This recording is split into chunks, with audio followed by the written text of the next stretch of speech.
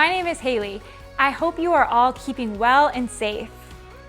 Let's play a fun game before we start watching the Bible story. Are you guys ready? I will show you the name of a Bible character, which is all scrambled up, and you'll be given 10 seconds to think and guess the name of the character correctly. Here's the first one. S-S-O-M-E. And I'll even give you a hint. There's a picture on the screen of some stone tablets. Who do you think it could be?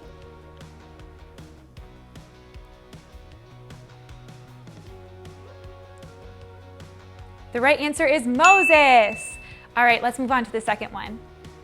H-O-A-N. Who could it be?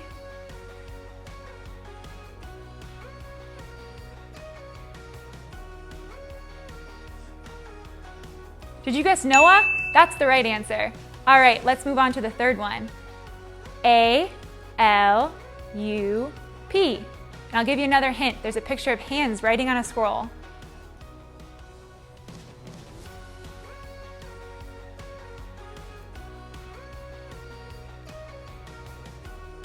The right answer is Paul. All right, moving on to the next one. We have H-U-R-T. Who do you think it is?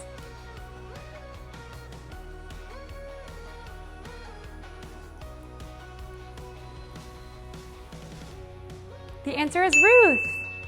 All right, we have one last one. R-E-P-T-E. And I'll even give you one last clue for this one. It's a picture of a fish net full of fish. Who do you think it is?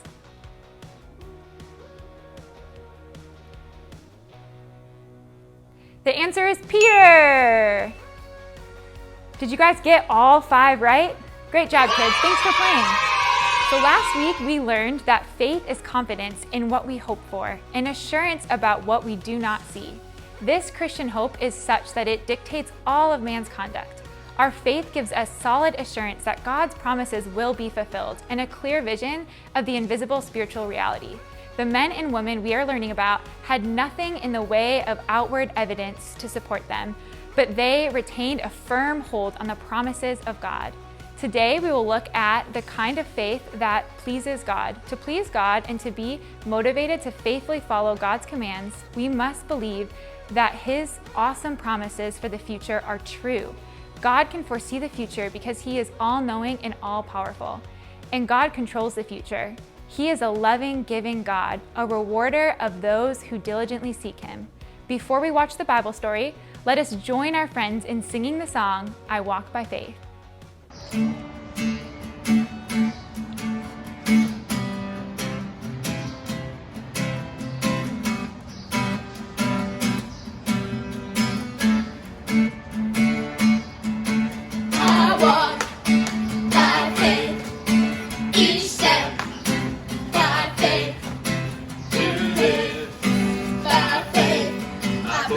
Trust in you.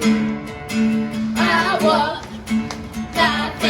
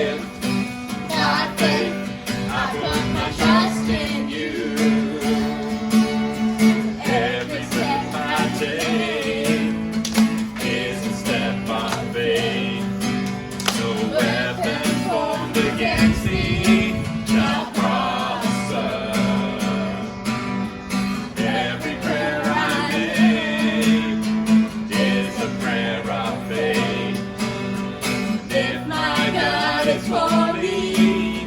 Who can be against me? I walk by faith, each step by faith, to live by faith.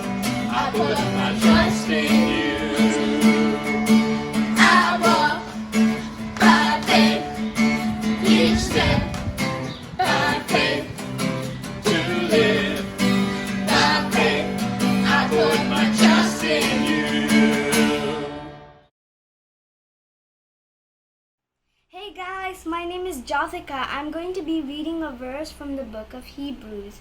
By faith, Abel offered God a more acceptable sacrifice than Cain, which he was commanded as righteousness. God commanding him by accepting his gifts, and through his faith, though he died, he still speaks. Hebrews 11 verse 4. Thank you everyone, and bye. By faith Abel offered to God a more acceptable sacrifice than Cain, through which he was commended as righteous.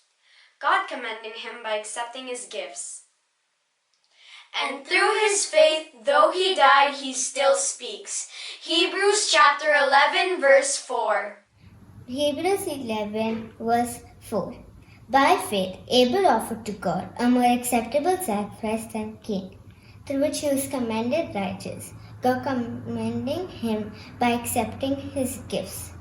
And through his faith, though he died, he still speaks. By faith Abel offered to God a more acceptable sacrifice than Cain, through which he was commended as righteous, God commending him by accepting his gifts. And through his faith, though he died, he still speaks. Hebrews chapter 11 verse 4.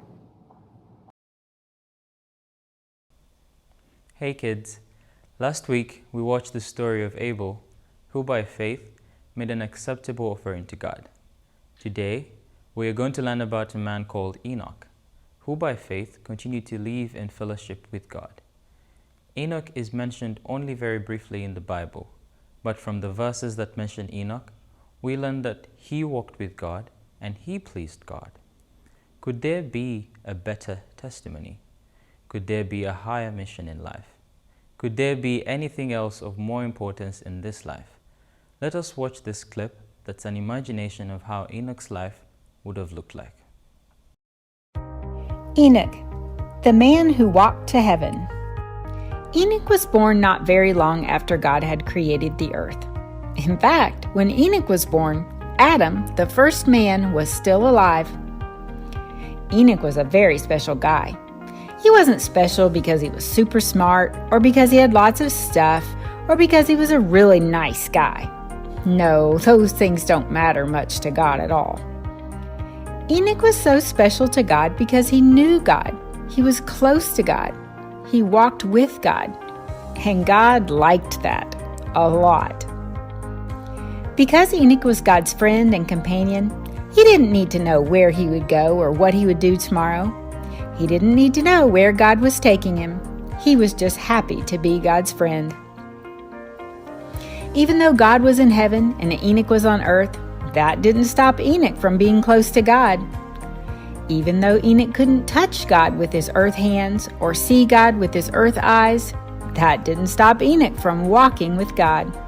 He was close to God with his heart and with his mind and with his spirit.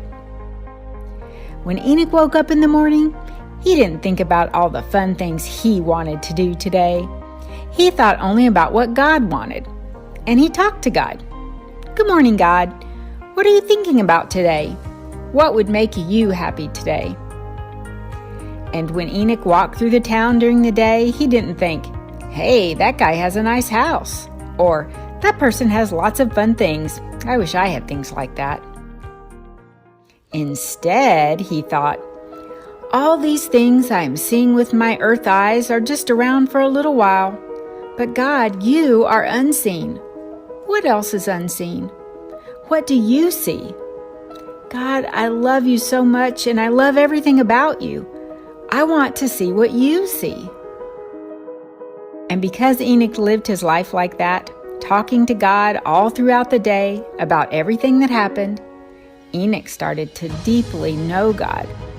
And as Enoch and God became closer and closer friends, God changed what Enoch could see. Enoch started to see not just the seen world, but the unseen world too. Now, when Enoch walked through the town, he didn't just see people and houses and stuff. He could actually see that there was a whole different world, an invisible world, right in front of him. Most people can't see this invisible, unseen world, but Enoch could, because he saw with heaven eyes. Every day as Enoch walked and talked with God, Enoch and God became really good friends.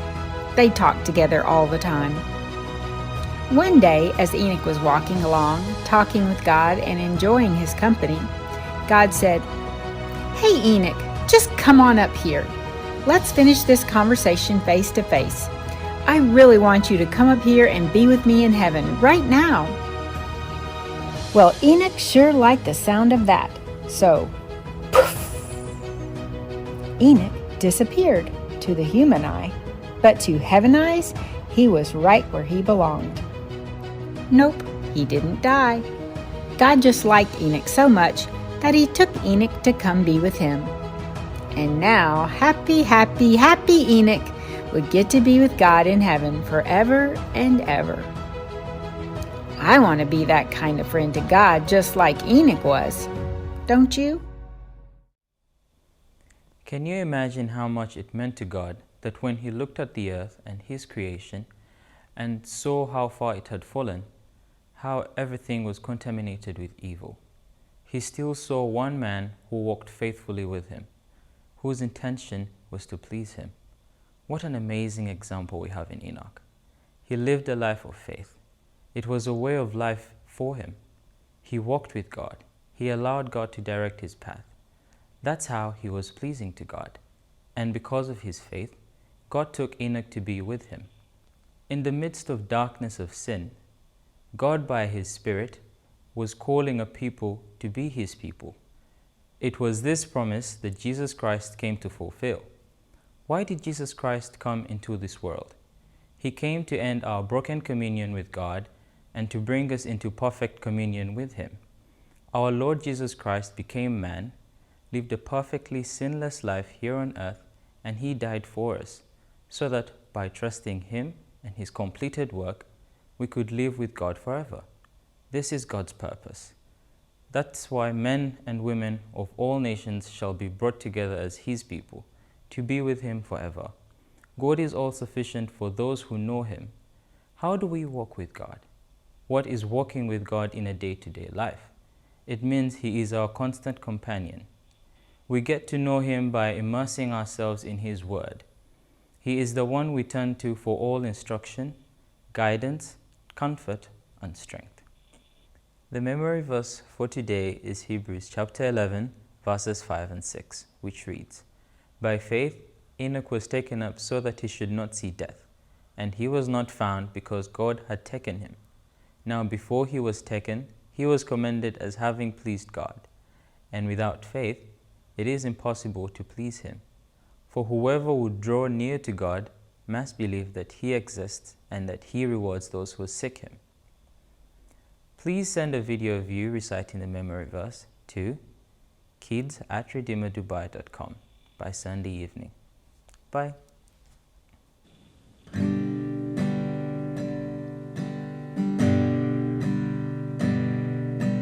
Lord, I come before your throne of grace. I find rest in your presence and fullness of joy. In worship and wonder I behold your face, singing what a faithful God have I. What a faithful God have I. What a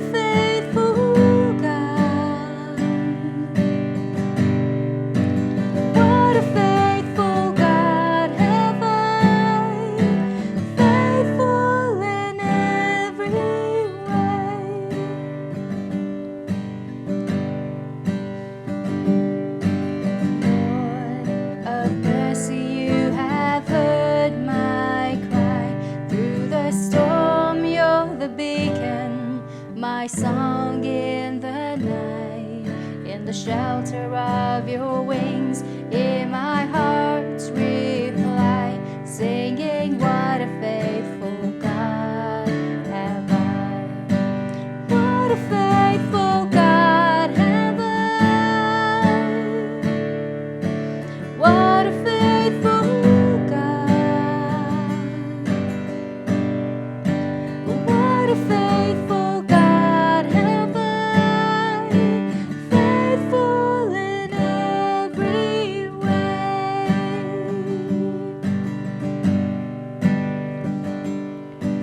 Lord, all sovereign, granting peace from heaven, let me comfort those who suffer with the comfort you have given. I will tell of your great love for as long as I live, singing, what a faithful God have I.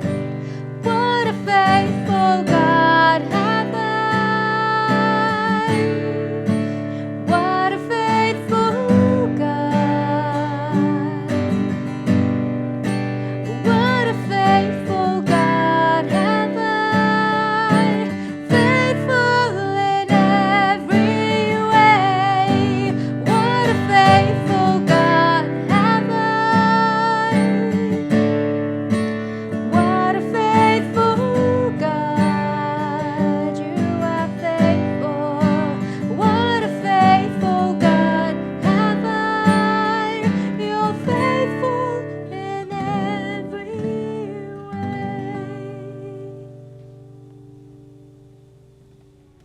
I hope that you all enjoyed watching today's video. Don't forget to memorize the memory verses, Hebrews 11, verses 5 and 6, and send your video to kids@redeemerdubai.com by Sunday evening. See you next week with another Hero of Faith. Bye!